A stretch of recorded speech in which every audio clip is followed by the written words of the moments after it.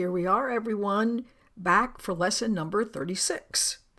My holiness envelops everything I see.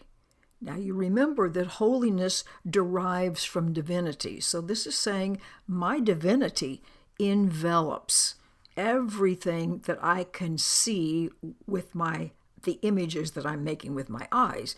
Now remember what envelops means. It means it encircles, it enfolds, it wraps around. It reminds me a little bit of if you've ever been camping any place where there's a little stream or a little brook and it runs over all the little stones and all the little old tree stumps or whatever might be in the way, and the water seems to just enfold it as it goes over it. Nothing is excluded. As the water travels downstream, it simply runs over and includes everything. So that, for me, is a helpful picture to keep in mind. That's what enveloping is about.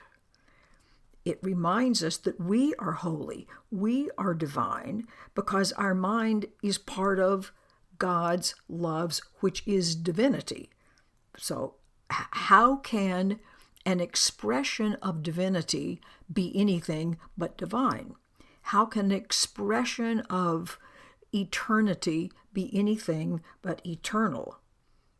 And now it just suddenly throws this idea about sinless in here. It hasn't talked about any of that before, but it throws it in here and says, sinless means without sin. You can't be without sin a little. You are either sinless or not. This is very black and white.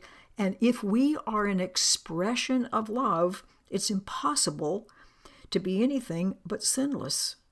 Because otherwise, if we were sinful and guilty and awful, then we would have to be an expression of sinfulness and guilt and awfulness, because we, by definition, must have the same characteristics of whatever causes us in the first place.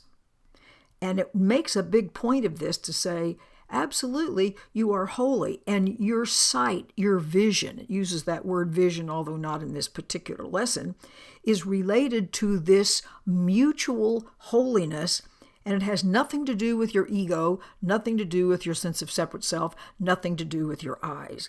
Vision is related to our joint holiness.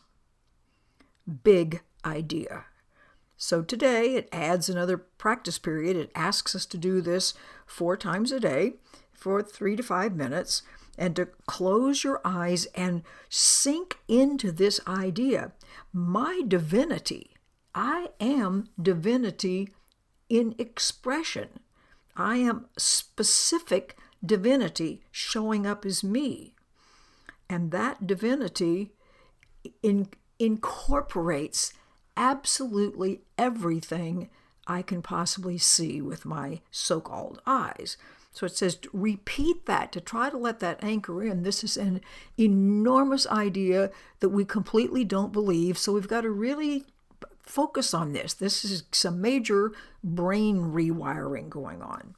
And then, just in an unhurried and casual and effortless way, it's effortless because this doesn't have anything to do with our doing anything.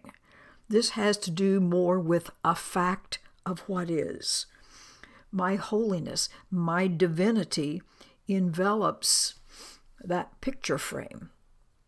It envelops that telephone. It envelops my feet. It envelops the trees I see out the window. It envelops, you get the idea, absolutely whatever your eyes light upon as you glance around.